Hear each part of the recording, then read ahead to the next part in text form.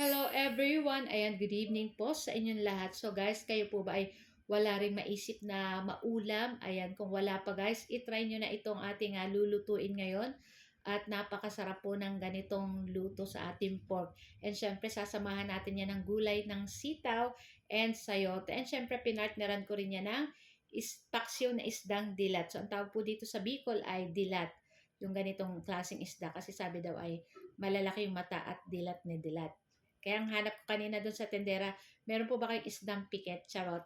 So, yun na nga. At sa ating kawali, guys, ayan, maglagay lang tayo ng cooking oil at painitin natin. At pag mainit na, pwede na tayo maggisa nitong ating bawang at nitong ating sibuyas. Hintayin lang natin lumabas yung bango or aromatic nitong ating bawang at sibuyas. Ay pwede na rin natin isunod dyan yung ating kamatis. So, yung ginamit po natin ay hinog na guys, yung pula na. So, 1/4 po iyan. At naglagay na rin akong konting asin para may lasa ng ating kamatis. So, dinurog-durog ko lang iyan para lutong-luto. And then, after po niyan, ilalagay na natin dyan yung ating 1 kilong karneng baboy na may konting taba-taba. So, masarap po pag may konting taba-taba.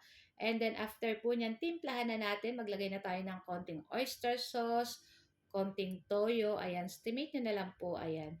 Tapos, syempre, maglalagay po tayo ng pamintang durog para sa pampalasa dito sa ating lulutuin. Ayan. So, tatakpan lang natin at lulutuin lang po natin yan ng ilang minuto kasi magtutubig pa ito, guys.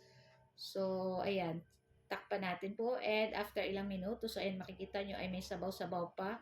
Pero halu-haluin lang po uli natin. Ayan ng konti. And then tatakpan po uli natin. Ayan. And after ilang minuto, so ayan na nga, makikita nyo ay nag-reduce na yung sabaw nitong ating pork. So, pwede na po ulit tayo maglagay ng tubig, yung katamtamang tubig. So, lulutuin lang po natin itong ating pork.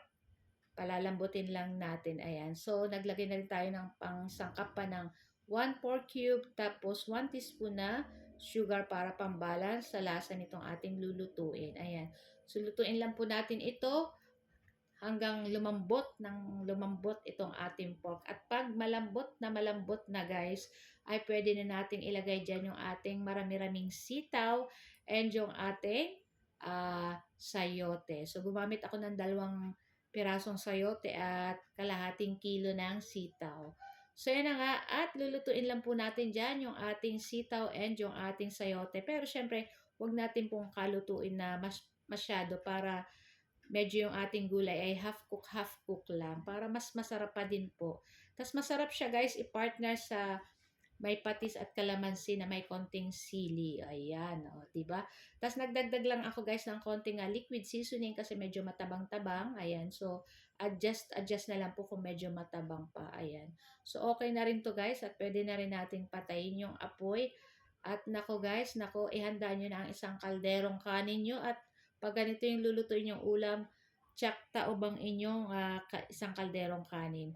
So guys, ayan, ito lang po ang ating video today at sana po ay nag-enjoy kayo. Huwag niyo po sanang kalimutan mag-like, comment at pa-share na rin po ng ating video. At kung bago pa lang po kasi sa aming page, huwag niyo na rin po sanang kalimutan mag-like at mag-follow. So guys, thank you for watching. Bye! Ciao!